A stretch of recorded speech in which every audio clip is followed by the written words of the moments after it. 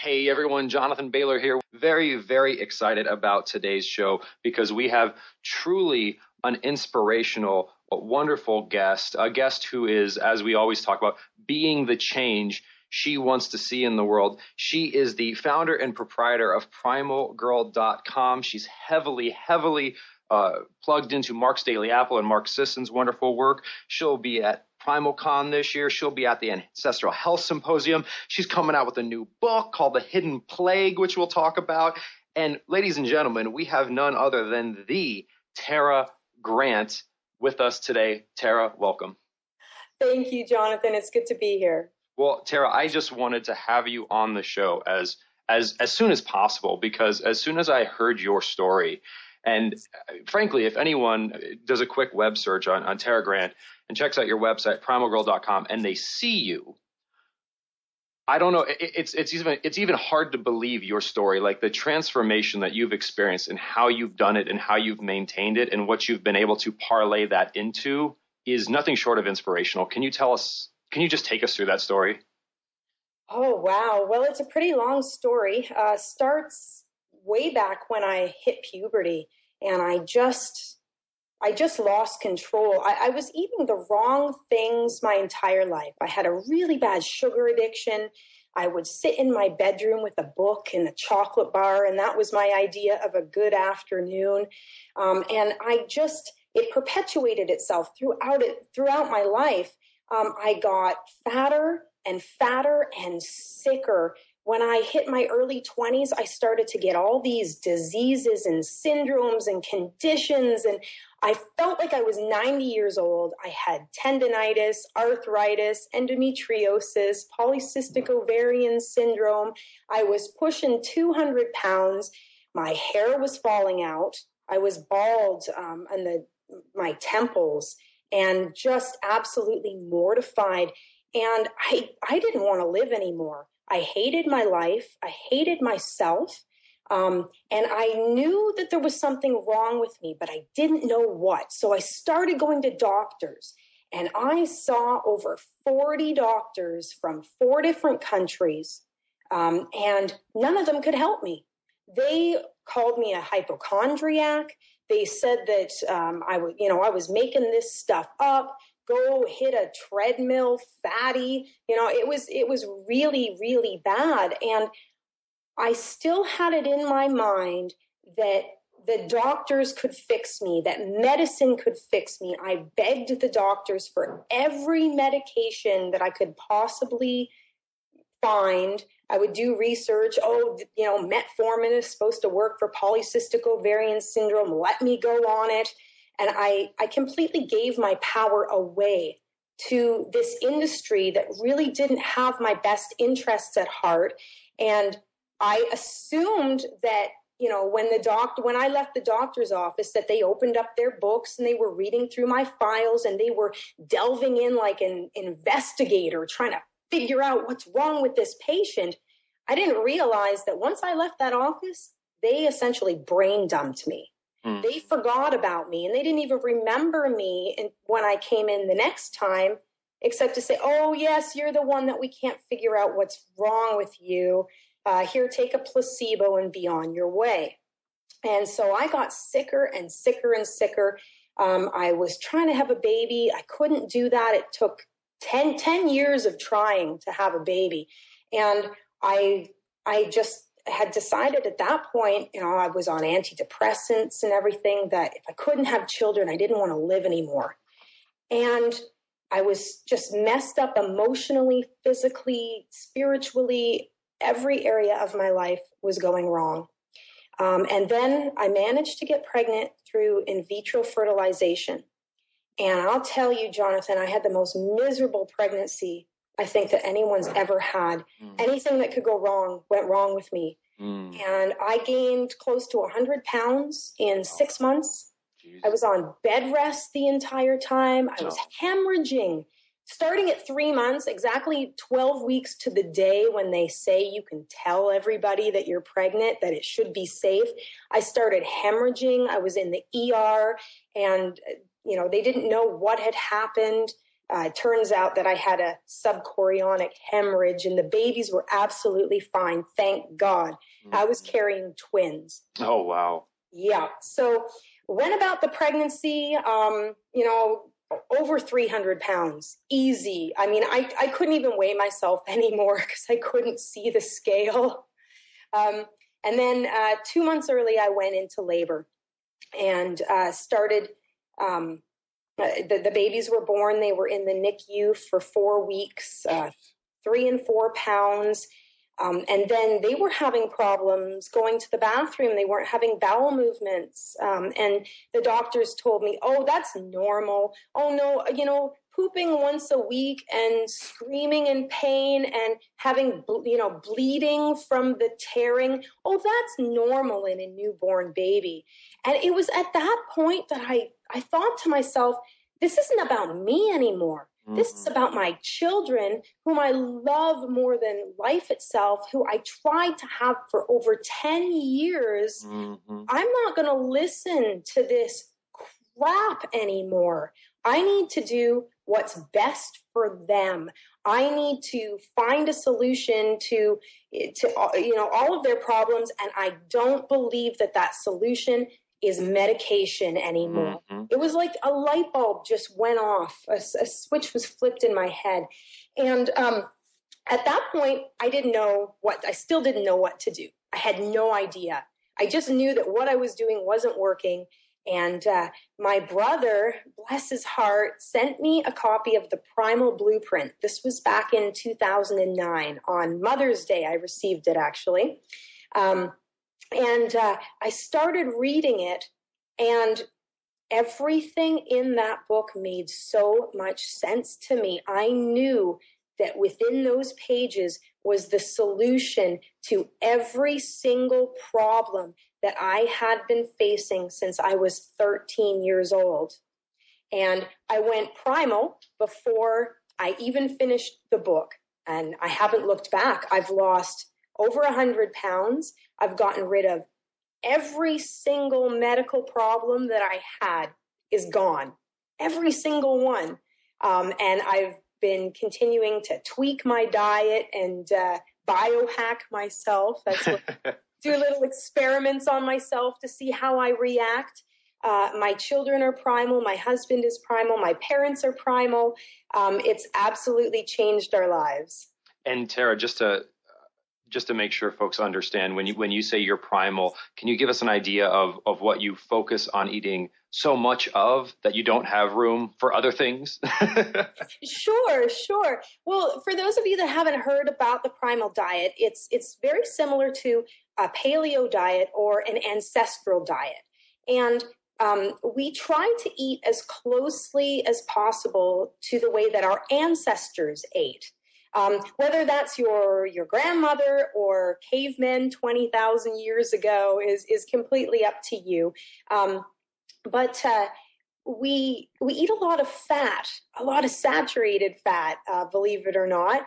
And that fills me up. Absolutely. We cut out grains. So things like wheat and corn are off the list. And I found out that I have, a gluten intolerance and that I'm also intolerant to corn and everything along the way. So that's easy to avoid. We also avoid things like legumes, lentils, beans, peas. They're very high glycemic, and they really mess up my blood sugar quite a lot. So that was also easy to avoid. And we eat a lot of meat. A lot of fat, and a lot of fruits and vegetables. Mm-hmm. And I'm satisfied.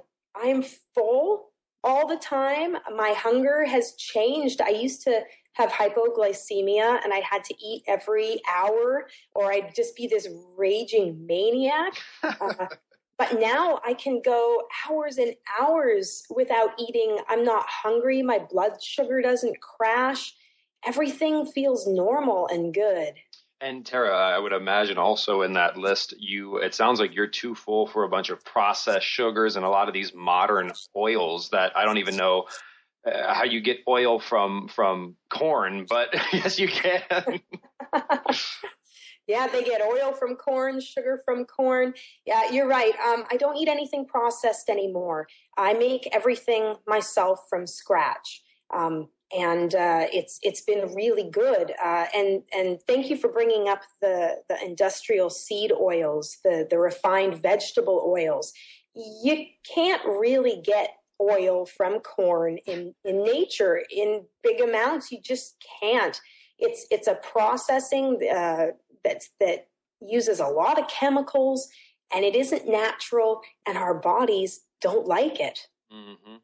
Mm-hmm. And Tara, what is I think so fascinating is so much of the typical Western diet nowadays. I mean, you really there is of course the legumes and I know dairy is an interesting topic for some, but really the key perpetrators of what it sounds like were a lot of the amazing challenges that you and your family overcame were the processed starches, the sweets, and the processed oils, which so often are together. Like that, if you eat one of them, that opens the door for the other two to come along with it because they're all the key components to these processed and packaged food / edible products. Correct?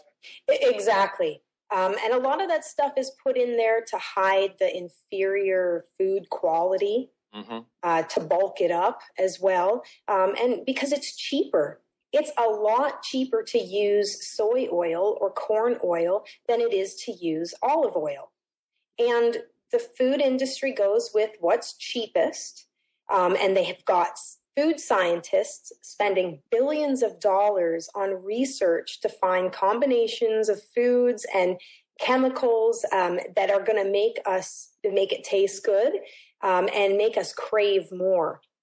I think that, Tara, you just hit the nail on the head when you actually said combination of chemicals, because that really sometimes I think we lose sight of whether what you're ingesting is a food or a pill or anything you put in your body causes a physiological reaction, and things that we put in our body that are found in nature that we've been putting in our body while our body was developing and evolving.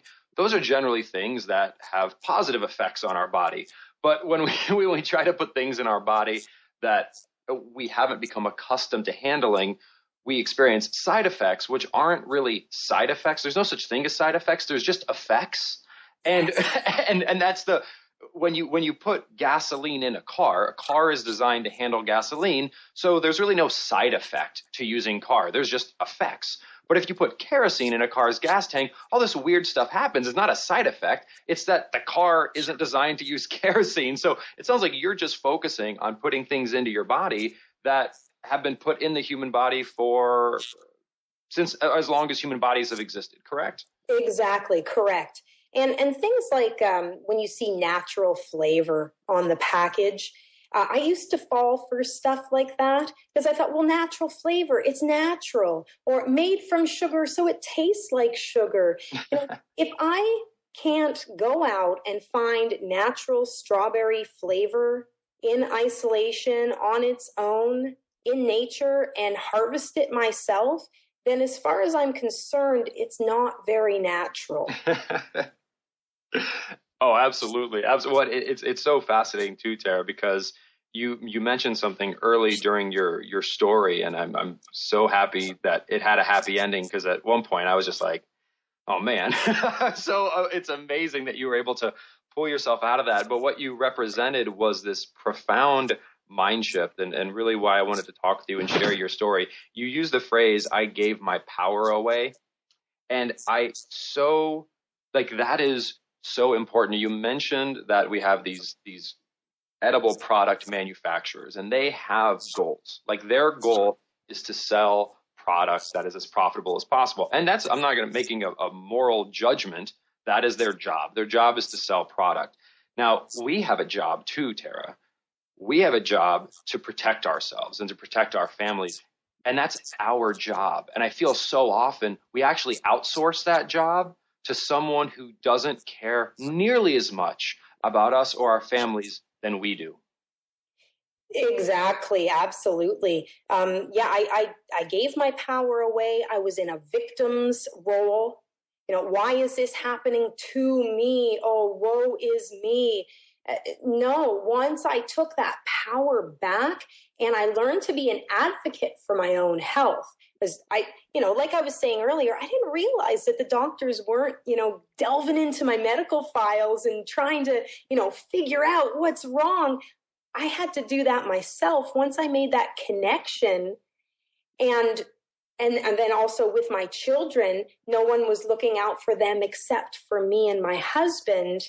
It just was this radical mind shift, and it just permeated into every area of my life. Mm-hmm. And that, Tara, I think it's so wonderful what you've done with that now is you're going out and you're empowering other people with that. And it really, I had a similar moment in my life, and it was in reading, I'm a big fan of Stephen Covey's work, rest his soul. And he mentions a quote which has just stuck with me over the years. And that is, until a person can say deeply and honestly, I am where I am today and I am what I am today because of decisions I made, they have no power to change it. Because if you aren't in the position you are because of things you did, then there's nothing you can do about it.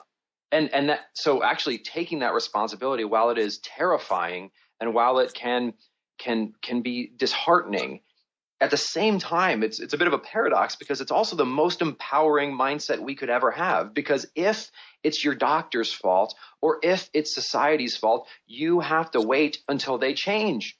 And you might be waiting a really long time. Whereas if it's you, then you have control over that. And that's what we all want, is that sense of control, right? Exactly. And, to be honest, Jonathan, I lived most of my life in that mindset where, it was everybody else's fault. It wasn't mine.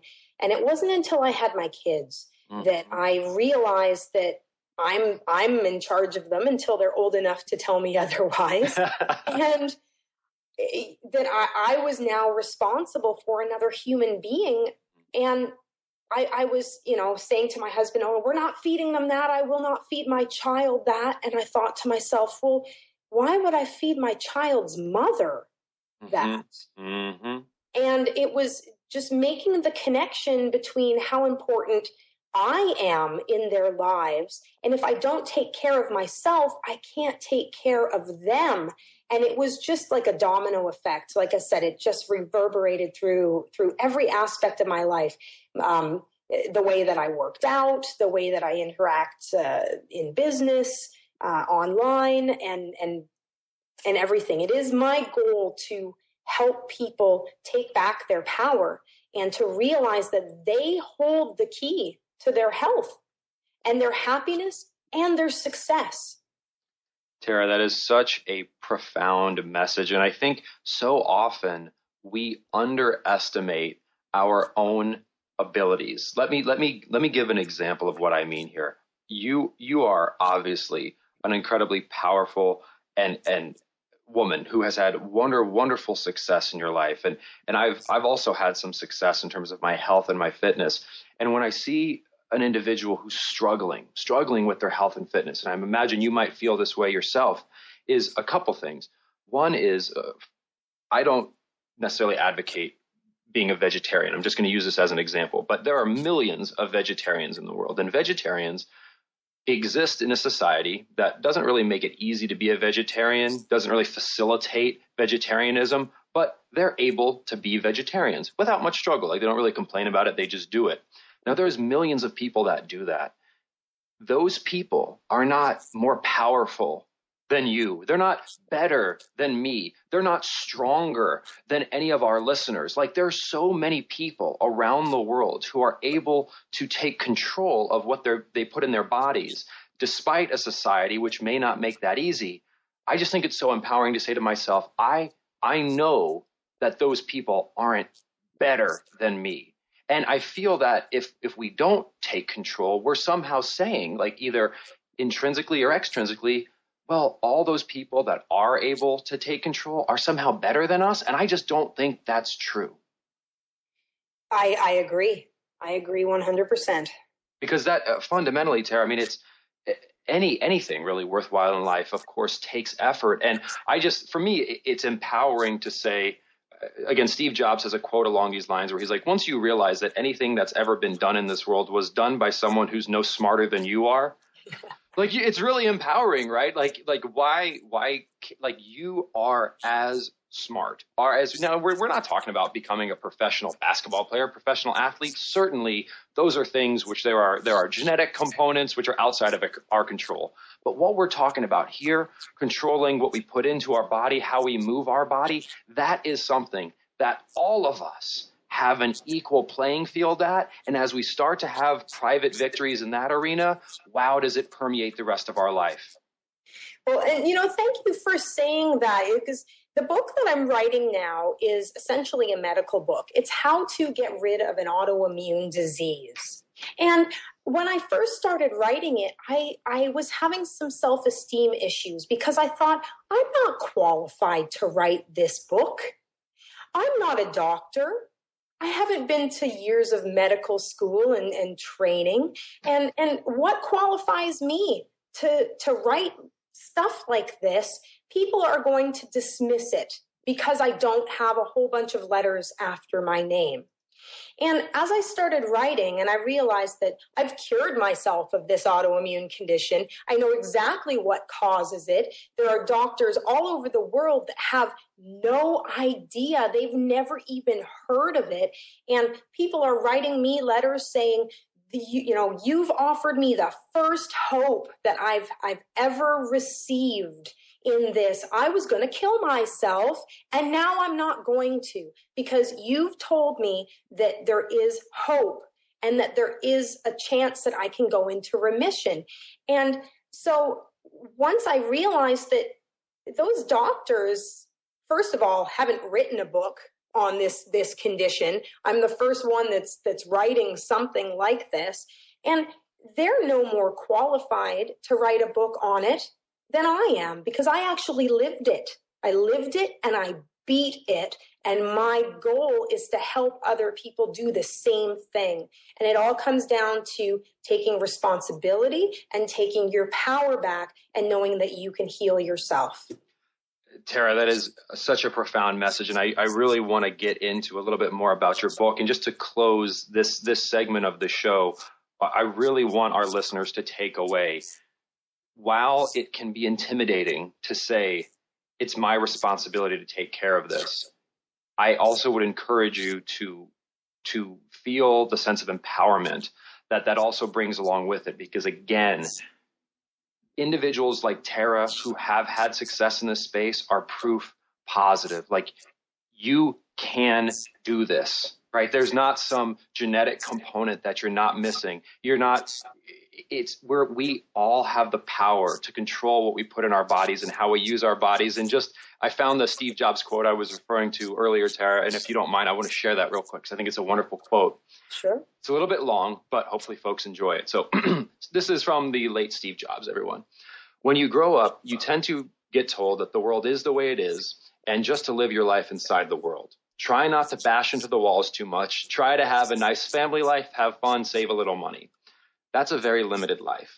Life can be much broader once you discover one simple fact, and that is everything around you that you call life was made up by people who were no smarter than you, and you can change it, you can influence, and you can build your own things that other people can use. The minute that you understand that you can poke life and something will, if you push in, something will pop out the other side, that you can change it and you can mold it. That may be the most important thing. It's to shake off this erroneous notion that life is just there and you just got to live it versus embrace it, change it, improve it, and make your mark upon it. I think that's very important. And however you learn that, once you learn it, you'll want to change life and make it better because it's kind of messed up in a lot of ways. Once you learn that, you'll never be the same again. And I think that's so true. That's so powerful. Wow, I feel like I've just been to the therapist. well, speaking of powerful information, Tara, can you tell us a bit about the information in your upcoming book, The Hidden Plague? Sure. Well, essentially, it's about a disease called hidradenitis suppurativa. If you haven't heard of it, don't worry about it. Nobody's heard of it, including your doctor. But there are approximately 12 million people in the United States alone that have this condition. And what it is, it's a skin condition. Nobody seems to know what causes it, what makes people flare up, why it starts and why it migrates.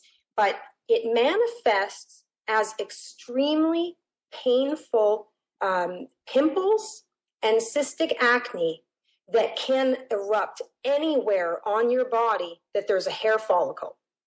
But it's primarily in areas that are very private, in your armpits, in your groin, on your buttocks, under your breasts. And this is one of the reasons why people don't talk about it, because it's embarrassing. I've had hundreds of letters from people that thought that they had an STD. They went to the doctor, and the doctor actually diagnosed them with herpes when they weren't even sexually active. They've been made to feel ashamed. They've been told that it's caused by not keeping yourself clean enough. They're fobbed off with antibiotics. That's the only treatment for HS, is a long-term course of antibiotics that they say you have to take for the rest of your life. And unfortunately, the antibiotics don't do anything. They don't help HS in any way. And they actually make the problem worse long-term. So after I put up my blog posts on it, and I included some pictures that I'd found on the internet, if you Google it, you're going to come up with the horror story pictures, the people that are going through these just brutal, barbaric surgeries where they take off all of the skin in the area all the way down to the muscle. They remove the fat and everything, and they hook them up to vacuums. It takes 2 years to heal. Those are the pictures you're going to come across. What you're not going to come across are pictures of the tiny little lumps and bumps that somebody might get in their armpit from time to time that are a little bit painful, but that come and go. And they might think, I had a zit in my armpit. That's weird. Or I had an ingrown hair. A lot of people think they have a really bad problem with ingrown hairs. And when in fact, it's actually hidradenitis suppurativa, or HS for short. Fascinating. And you've been basically on a quest to provide the only comprehensive resource on how individuals, I'm assuming through primarily lifestyle intervention rather than pharmaceutical intervention, can cure rather than treat the symptoms of this condition, or let's say correct the underlying biological malfunction which causes these, rather than just treating the symptoms. Well, exactly. As it turns out, HS is actually an autoimmune disease. And if you Google autoimmune, or you go to your doctor and say, I have an autoimmune condition, they're going to say, oh, I'm sorry, that's too bad for you, because we don't have a cure for that. But what I found is when I changed my diet, I went into remission. And then I would flare up from time to time for no apparent reason. And I wanted to figure out why that was. So I started looking, I talked to Lauren Cordain, the doctor that wrote the paleo diet, and he told me that he had actually done some research on HS and that he was positive that it was an autoimmune condition. And from there, I looked into the autoimmune paleo diet, and I cut out nightshades from my diet, and I healed my gut, and I essentially went into remission. And so I've been looking at the complicated interaction between hormones and autoimmune conditions and leaky gut, and trying to help people. I've had so many emails and letters from people already that have just taken a few basic instructions from me, and they're already in remission. And so I'm so thrilled. It was like I was saying earlier, I have at least 5 emails a week from people saying, I want to kill myself. Mm-hmm. because it's so embarrassing. They're afraid to be touched. They're afraid to go out in public. They're afraid for anybody to see them naked. And if you can imagine a young girl or boy, 13 years old, just going through puberty with all the mess that entails on its own, and then having this skin condition, being in the locker room and needing to get changed and just mortified that somebody would find out. I had a letter from a 12-year-old girl that said that she opened up to one of her friends and told her about this and showed her the scars. And her friend went and told everybody in the school that she had STDs. Mm-hmm. And this girl wanted to kill herself. And it's just so heartbreaking for me. And what's even more heartbreaking is that the medical community doesn't seem to have any drive to figure out what causes this. All of the studies, the medical and scientific studies on this is how HS reacts to different drugs. Mm-hmm. That's all they're trying to do is just medicate it. Let's treat the symptoms. Nobody is looking at the root cause. And I believe that that's what I've been able to do, is to find the root cause of it. Well, I think, Tara, this just gets back to the overarching message that I think you represent and that hopefully we've been able to share with our listeners in this podcast. And that's that we are each highly qualified artists that have the most compelling palette of paints available to us. And that is the foods or things that look like foods that aren't actually foods that we choose to put in our bodies. And that we as individuals are the most qualified to make the ultimate determinant of whether or not something is quote unquote right or wrong or good or bad. And that is how it works with regards to our body individually. It doesn't matter what expert says about this is right or this is wrong. And it doesn't matter if a blogger agrees or disagrees with you, or even if your favorite author agrees or disagrees with you. If what you're doing is helping you to live better and to feel better and to achieve your goals, then you're on the right track. And when we understand that we have access to the most powerful tool set in the world, which is what we put into our body every single day with every decision we make around eating, and that we can fix these underlying conditions which are fundamentally crippling both physically and emotionally, man, I think that gives us a reason to smile. Definitely. I absolutely agree. Well, Tara, thank you so much for all that you do to help individuals to smile, because I've certainly smiled a lot during this podcast. And every time I see your smiling face over at primalgirl.com. And listeners, I would very much encourage you to please, Tara has a wonderful narrative up on her site that tells her story, which truly is nothing short of outstanding. And if you want to meet her in person, so again, meet her digitally at primalgirl.com. You can also meet her in person at this year's Primal conference, as well as the Ancestral Health Symposium, and be on the lookout for this summer, so the summer of 2013, her new book, The Hidden Plague, where she applies her uncanny ability to really generate meaningful results through lifestyle intervention in a way that I think will benefit, as Tara mentioned, millions and millions of Americans. So, Tara, thank you so much. Thank you so much for having me on today, Jonathan. I really enjoyed talking to you. Oh, well, thank you. And listeners, I really hope you enjoyed today's show. I really hope you feel empowered. And remember, today and every day afterwards, eat more and exercise less, but do that smarter. Talk with you soon.